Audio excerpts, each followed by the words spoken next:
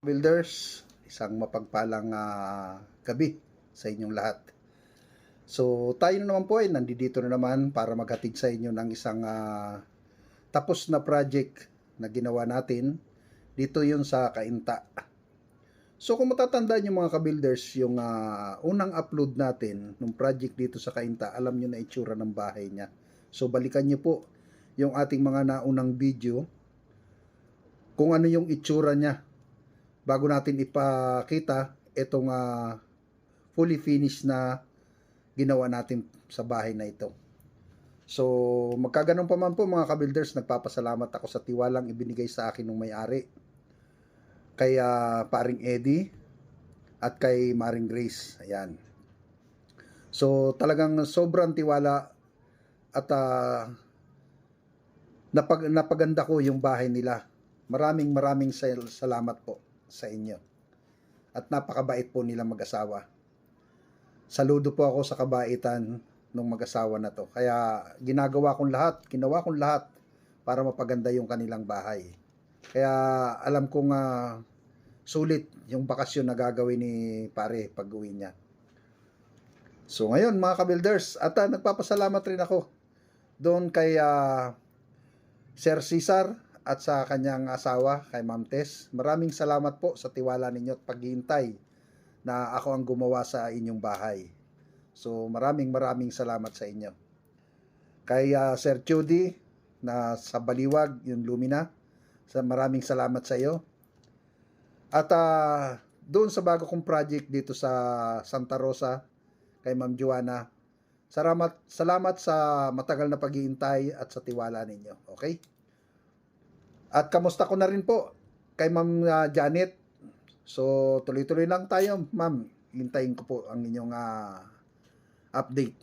So, ayan mga ka-builders. At ito na nga, hindi na ako makapaghintay. Shout out na lang ako doon sa aking mga subscriber. Hindi ko kayo mapapangalanan isa-isa.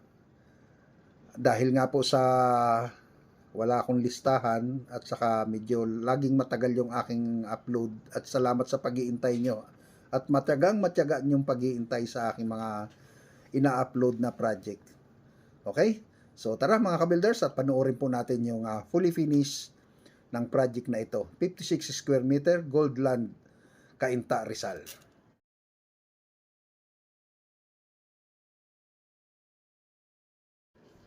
So ayan mga ka-builders, ito na nga yung unit. Kung nakikita po ninyo. Sa itsura pa lang ng mga katabing bahay, ganyan-ganyan po ang itsura niya. So ngayon, binigyan ko ngayon ng magandang kulay at magandang buhay. So ngayon mga ka-builders, pasukin na natin at baka pasukin pa ng iba. Ayan. So pagpasok pa lang po ninyo mga ka-builders, makikita nyo na kaagad yung kanyang kesame. So solid PVC panel po. Tapos may accent pa siya na floated. So isarado muna natin at baka buksan ng iba. Ayan. Okay. So, ayan mga ka-builders. Tutuloy na ako. Ayan. So, kung nakikita nyo mga ka-builders, ito nung araw, o nung unang ginawa namin, ay sarado po ito. At ito'y ginawang living area. So, tinibag ulit namin at ginawa naming garahe. Ayan. Yung kabuuan po na yan. Doon sa drop na yan, yan po ang partisyon nung una dahil nga ginawa tong living area. So, ngayon, inopen ulit natin at ginawa nating garahe. So, pagpasok nyo mga ka-builders dito, kung maalala nyo yung unang video natin, hindi ganito. So, ngayon makikita nyo ang itsura. So, tanggalin na muna natin to para hindi masakit sa mata. Ayun. So, kitang-kita na yung TV. 65 inches. Ayan. Okay. So, nakikita nyo yung maliit na TV console na yan. At itong bar counter. So, ayan, makikita nyo mga ka-builders. Iikot ko muna kayo bago natin bigyan ng isang magandang kwento. Dito sa ilalim ng hagdan mga ka-builders, dati itong, ngayon ay, ito, CR. So, sikreto mga ka-builders. So, pag may bisita at maghahanap ng CR, talagang ito'y mahihilo ka kung saan mo hahanapin dahil ito yan nasa tabi lang ng TV console. Ayan. So kung magsi-CR kayo dyan mga kabuilders, huwag niyong bubuksan habang nanonood ng TV ha. Huwag niyong bubuksan yung pinto at kung siguradong hindi yung TV mapapanood ninyo. So liwanagan natin mga kabuilders para nang sa ganun makita niyo yung kabuang ganda. Ayan. Pati itong pinaka-kublight nitong bar counter. Ayun. Talagang nakakasilaw yung gold na kulay. Ayan mga ka-builders. So ayan na nga. Mayroon siyang TV console na maliit. Tapos sa ilalim po yan ng hagdan mga ka-builders. Mayroon siyang bar counter na halos 6 feet ang haba niya. At ito ang nakaka-amaze mga ka-builders. Nilagyan ko siya ng French type mirror. Ayan. At ito naman yung background ng TV. Ay ng rep mga ka-builders. So dito mga ka-builders, ang ginamit natin ay puro aluminum. Ayan, yung kanyang spoon dispenser, ayan. So yung mga pull out niya, nalagayan ng kutsara at saka ng pinggan. So lahat ng cabinet po dito sa ibaba ay puro aluminum. Yun. Tapos nag-install tayo ng range hood at itong ceiling exhaust fan. Nang sa ganun suporta po yan kung magluluto ka at hindi kayanin ng range hood, so may suporta siyang exhaust papunta sa labas.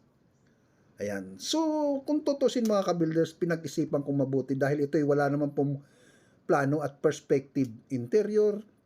Lahat po yan ay ginawa ko ng paraan. Detalyado po yung pagkakagawa ko dyan. Ayan, giniba natin yung dating kahoy dyan at ito marmol na yung nilagay natin. Ibig kong sabihin marmol type pero tiles lang po yan. Ayan. Tapos ang stainless railing na may tempered glass. Yun, para transparent at malinaw. Ayan. So mga ka-builders dito sa taas ay mayroon 2 kwarto. Ito yung isa na halos makikita mo kung iisipin mo halos sinlaki na ng master bedroom sa pangkaraniwang bahay. Ayan. Pero ito po ay guest room lang. Guest room pa lang po yan. Ayan. Kasyang-kasya po dyan ang 2 kama na magkatabi. So isang pang mag-asawa lang. Yun. So halos 2 kama magkatabi kasyang-kasya dyan mga ka-builders. Ayan mga ka-builders, kung nakikita po ninyo, kompleto na siya. Yung ceiling po niyan is PVC rin. Ayan. So, dito, paglabas nyo dito sa guest room, makikita nyo yung cabinet na yan, lagayan ng mga nalabahin, ayan, pinaglalabahan, kasi ito po ay ang laundry area. So, makikita po ninyo, at doon sa taas may mga grillings na rin, gawa nga ng sampayan. So, instant, no? Ang bilis. So, wala ka nang isasampay doon sa labas, kundi dito na lang. So, paglabas nyo naman dito sa laundry area, makikita nyo yung CR. Ayan. So, nakita nyo naman po mga ka-builders yung ating shower. Ayan. So, pwedeng sabihin natin na hindi na modelo, pero maganda po ang itsura niya dahil naka-forma siya doon sa pinaka-accent ng tiles dahil sa wood finish niya na accent. Yun. So, ayan mga ka-builders, may cabinet sa ilalim, lagayan ng mga dispenser o dishwasher. I mean, panlinis pala ng CR. Bakit napunta sa dishwasher? Okay. Ayan mga ka-builders, dito na tayo sa master bedroom. So mga ka-builders, itong master bedroom ay mayroong, kung tutusin mga ka-builders nasa 20 square meter mahigit. Yan. So, pinaglaruan ko na yung ilaw dahil hindi ko makuha yung timing ng puti. Ito po yung tricolor kasi. Tapos may kublay tayo. Ayan. Kung gusto ni pare mag-dance, mag-cha-cha. Ayos na ayos. O kaya disco. Mayroon pa siyang parang strobe light, dancing light. So, ito naman mga ka-builders yung ating ginawang TV console dito sa kwarto. Ayan, napakalaki, no? Tapos, sliding door. Ayan, sliding glass para dito sa terrace. So, mayroong mini terrace dito na pagka gusto ni pare na magpahangin, so, lalabas lang siya.